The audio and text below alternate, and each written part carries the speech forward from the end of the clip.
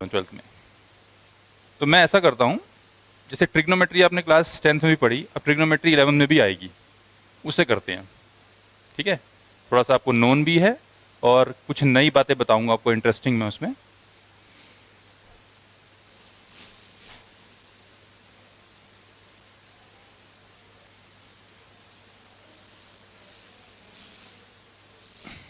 Trigonometry, इस word का मतलब पता है आपको? ट्रिगो प्लस ये वर्ड, ठीक है ना। It is measurement of triangles, measurement of angles and triangles. इसमें आप लोग पढ़ते हो sine theta, cos theta, you make a right angle triangle, value निकालते हो उनकी। ठीक है बेटा, पेन बाहर निकालो मुंह से। पेन खाने वाली चीज थोड़ी होती है।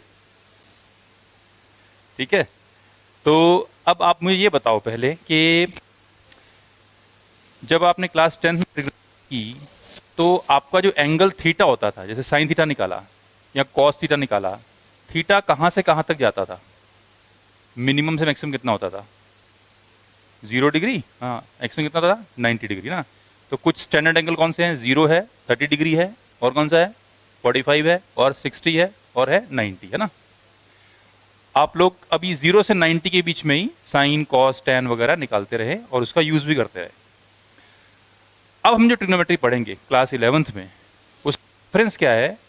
हमारा एंगल अब 90 डिग्री के आगे भी जाएगा।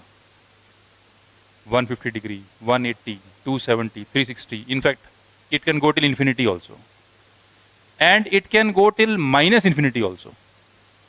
एंगल का भी एक कन्वेंशन होता है, आपको पता होगा कि अगर जैसे मान लो ये एक फिक्स्ड रे है,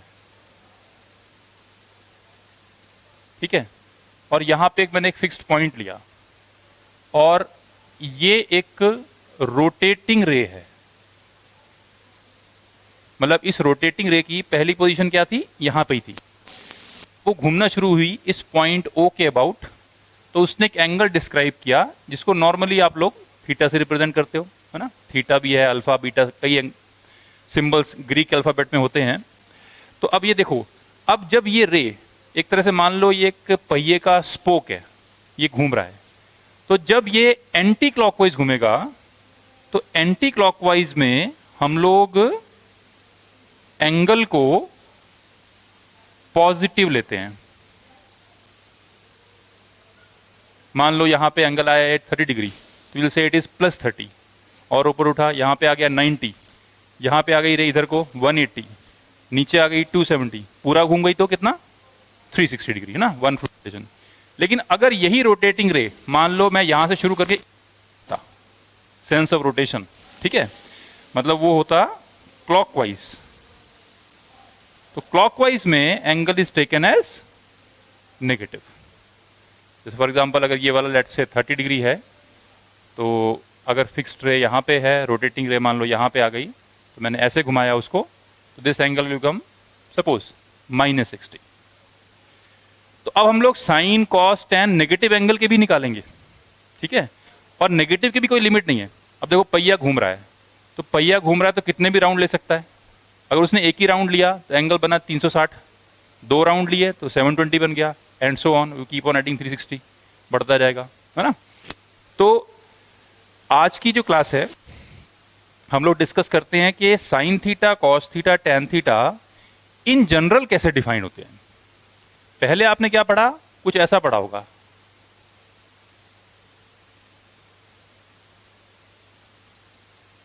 ये बड़ा कॉमन सा तरीका याद करने का ना, PPPHH बोल। तो sine theta perpendicular by hypotenuse, cos theta base by hypotenuse, tan theta perpendicular by base, और उल्टा कर दिया तो कोसेक थीटा, सेक थीटा और कॉट थीटा आ गया, ठीक है। लेकिन ये डेफिनेशन क्लास 10 तक ही काम देगी। अब हम एक नई डेफिनेशन देखते हैं, ये आप नोट करना चाहते हो? यहाँ क्लियर है बात? अगर आता है तो कोई जरूरत नहीं है, बस इतना ध्यान रखो, anti clockwise positive, clockwise negative, ठीक।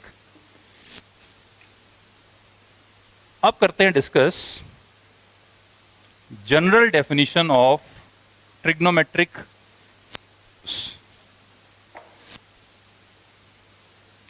ब्लू से लिखता हूं, ये जल्दी मिट नहीं रहा। अब एक हेडिंग डालो आप, put down a heading in your notebook. General definition of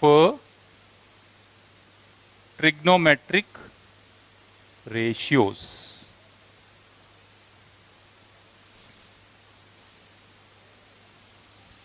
and you be interactive, ठीक है, class should not one way, you also interact. इसके लिए देखो, we will make first of all a coordinate system, X Y system, this is the origin, and we will take a unit circle with centre at 0,0। Unit circle मतलब क्या हुआ, radius is 1, ठीक है। तो हमने एक सर्कल ड्रॉ किया जिसका रेडियस 1 है। अब यहां पे मैंने एक पॉइंट एज्यूम किया, इनिशियली लेट्स से उस पॉइंट की पोजीशन है P0। उस पॉइंट ने इस सर्कल के सरकमफ्रेंस पे मूव करना शुरू किया। तो जब वो एंटी क्लॉकवाइज मूव करना शुरू किया तो मान लो यहां पे कहीं आ गया थोड़ी देर बाद, और तब उसने एंगल डिस्क्राइब किया यहां पे ये थीटा, ठीक। आगे बढ़ता जाएगा वो, फिर यहां पे आएगा, ये P1 हो गया, फिर यहां आ गया तो P2 हो गया, यहां आ गया तो P3 हो गया, और उसने जब पूरा राउंड ले लिया तो वापस P0 पे पहुंच गया। अच्छा, अब मुझे आप ये बताओ कि what are the coordinates of P0? P0 के कोऑर्डिनेट्स क्या हैं? रेडियस 1 है, सेंटर 0, 0 है सर्कल का, तो ये डिस्टेंस कितना है, 1 हुआ। तो कोऑर्डिनेट्स क्या हुए, 1,0। Very good. अब तुम बताओ बेटा, P1 के क्या हुए? P1 के कोऑर्डिनेट क्या हुए, 0,1, वाई एक्सिस पे है ना ये। तू बता बेटा, P2 कितने हुए, -1,0। P3 कितने हुए,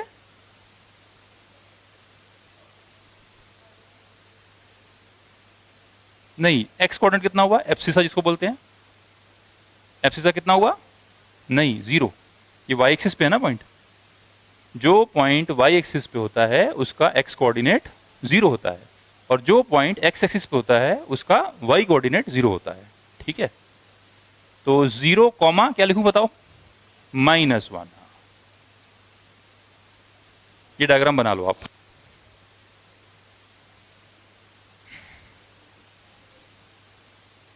और यहां पे ये जो P के कोऑर्डिनेट्स हैं इसके ब्रैकेट में लिख दो A, B।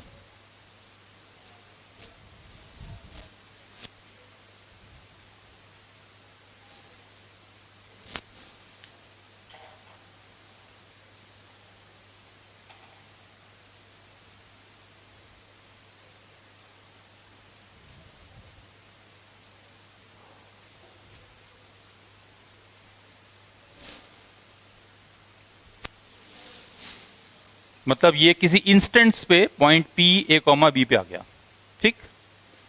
A, B दोनों वेरिएबल हैं। By the way, can you tell me what is the highest value of B? जब पॉइंट घूमेगा सर्कल पे तो B का हाईएस्ट क्या होगा, यहां पे जब आएगा, ये टॉप मोस्ट पॉइंट है, तो B का हाईएस्ट 1 हो गया। B का लोएस्ट कब आएगा, जब पॉइंट यहां पहुंच जाएगा, तो B का लोएस्ट हो गया -1। A का हाईएस्ट क्या है, जब पॉइंट यहां पे है 1, लोएस्ट क्या है, -1। तो दोनों का ही हाईएस्ट लोएस्ट सेम है। ये लिख भी सकते हो यहां पे कि A की वैल्यू -1 से 1 तक है और B की वैल्यू भी -1 से 1 तक है, ठीक है ना। अच्छा, पॉइंट सर्कमफ्रेंस के ऊपर ही रहेगा, अंदर नहीं जाना है, ना अंदर जाएगा ना बाहर जाएगा। अब मैं डिफाइन करता हूं साइन, कॉस, टैन क्या होते हैं। तो साइन थीटा की डेफिनेशन देखो क्या है, it is defined as y coordinate of the point, sine theta is equal to b। Cos theta की डेफिनेशन क्या है, x coordinate of the point a। और टैन थीटा की डेफिनेशन क्या है, b/a। अभी मैं इस डेफिनेशन को आपकी पुरानी वाली डेफिनेशन से लिंक करूंगा, उससे भी देखना लिंक हो जाएगी। पहले आप ये नोट कर लो, ठीक है ना। Sine theta, cos theta, tan theta, और यहां पे इनके parallelly cosec theta will be reciprocal of sine theta, cosec theta 1/b हो गया, लिखो बेटा, सेक थीटा 1/a हो गया, और कॉट थीटा हो गया a/b।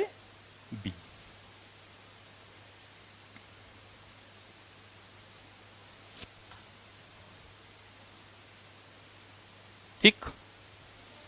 अब देखो ये कैसे आपकी पुरानी डेफिनेशन से लिंक है, मतलब इसको आपको नया कुछ याद नहीं करना, डोंट फील प्रेशराइज्ड, बिल्कुल लाइट रहो। देखो यहां से मैंने अगर परपेंडिकुलर ड्रॉप किया, ये मान लो फुट ऑफ द परपेंडिकुलर आया, तो एक ट्राइंगल मिला मुझे OPD. OPD is a right angle triangle, OPD is a right angle triangle. इसमें मुझे बताओ व्हाट इज पीडी। पीडी जो हाइट है कितनी है,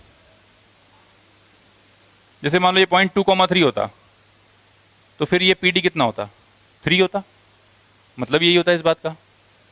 तो ये बी है, और ओडी कितना हुआ, अगर ये पॉइंट मान लो 2,3 होता, तो डिस्टेंस ओडी कितना होता, 2, इजंट इट। तो ओडी का मतलब है एक्स कोऑर्डिनेट, और पीडी का मतलब है वाई कोऑर्डिनेट। ऐसे ही तो पॉइंट डिसाइड होता है ना। आप प्लॉट कैसे करते हो कार्टेशियन सिस्टम पे, पॉइंट को कैसे प्लॉट करते हो, पहला एब्सिसा, वो होता है डिस्टेंस फ्रॉम वाई एक्सिस, और दूसरा होता है ordinate, distance from the x axis. Clear.